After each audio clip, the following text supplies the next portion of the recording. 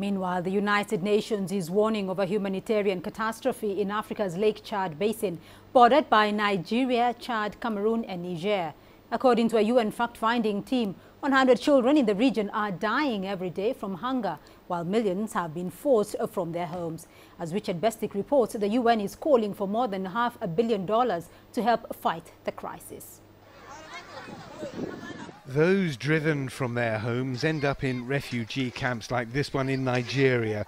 Around Lake Chad, though, 4.5 million people are short of food, and nearly 500,000 children severely malnourished.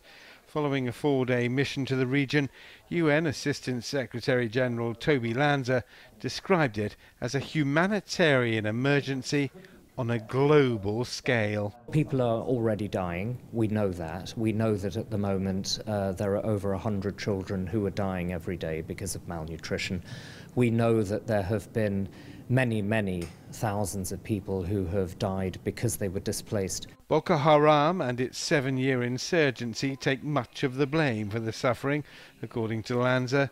They've driven hundreds of thousands of people from their homes and disrupted local trade and livelihoods, leading directly to food shortages and malnutrition. Any government anywhere would struggle with the sorts of numbers of people in need because of Boko Haram, because of the violent extremism which has come on top of this incredibly poor region where people were already suffering. The hunger is, in addition, driving a migration crisis, says Lanza.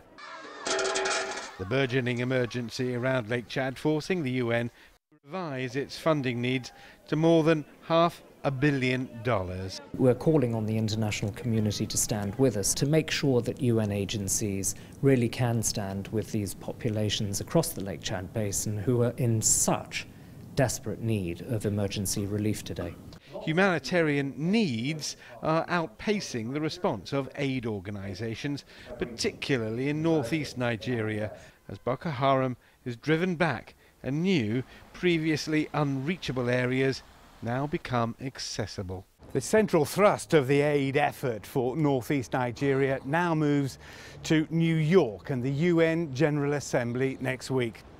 Richard Bestic, CCTV, Chatham House, London.